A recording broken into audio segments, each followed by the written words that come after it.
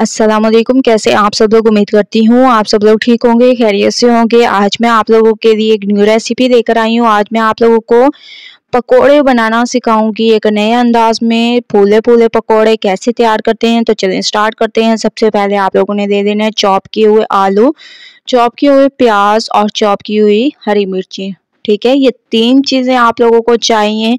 इसको हम लोग डाल देंगे एक बाउल में। आप लोगों ने इन 3 चीज़ों को एक बाउल में डाल देना है और माशाल्लाह से सर्दियों का मौसम है तो पकोड़े तो बनते ही हैं और इसको खाकर आप लोग बहुत ही एंजॉय कर सकते हैं। तो इसमें बाकी के मसाले मैं डाल देती हूँ। लाल मिर्च का पाउडर, हल्दी पाउडर, हस्बे ज़ायक़ा नमक और धनिया पाउडर इसमें डालेंगे, साबुत धनिया डालेंगे, थोड़ी सी कुटी लाल मिर्च डालेंगे। ठीक है, पहले इन तमाम चीज़ों को आप लोगों ने अच्छी तरह से मिक्स करना है। मसाले को आप लोगों ने अच्छी तरह से मिक्स करना है। जितनी अच्छी मिक्सिंग करेंगे उतने ज़बरदस्त ये तैयार होंगे।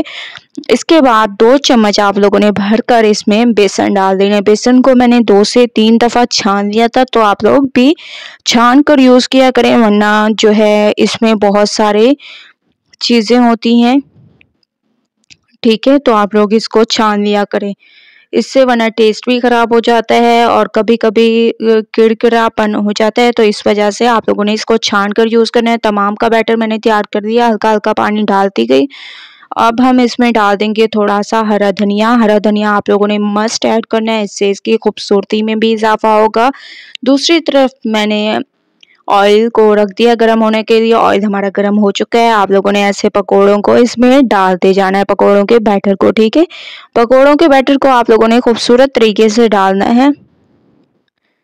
जितना हो सके आप लोगों ने इस खूबसूरती को बढ़ाना है, तो हम लोग ऐसे बैटर को लेंगे और इसमें डालते जाएंगे। आप लोग हाथ की मदद से भी डाल सकते हैं और अगर आप लोगों को चम्मच से आसानी हो तो चम्मच से भी डाल सकते हैं। एक साइड माशाल्लाह से पक चुकी है, तो मैं इसकी साइड को चेंज करूंगी और माशाल्लाह से हमारे फूले-फूले पकोड़े तैयार होंगे एक नए अंदाज में। ये देखिए कितने ज़बरदस्त इनकी लुक आ रही है। तो आप लोगों ने ऐसे ही तमाम पकोड़ों को तैयार करना है।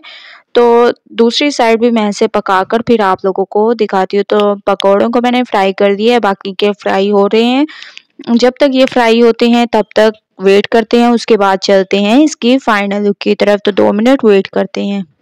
2 से 3 मिनट के बाद आप लोग देख सकते हैं माशाल्लाह से हमारे पकोड़े जो हैं बहुत ही ज़बरदस्त तरीके से फ्राई हो चुके हैं और आप लोग इसकी लुक देख सकते हैं कि कितनी ज़बरदस्त इसकी लुक आई है और माशाल्लाह से कितने खूबसूरत ये लग रहे हैं। ठीक है, आप लोगों ने भी इनको फ्राई ऐसे करना है और ये फूले-फूले हमारे पकोड़े तैयार होंगे। ये देखिए मैं आप लोगों को तोड़ के भी दिखाती हूँ, अंदर तक ये फ्राई हो चुके हैं।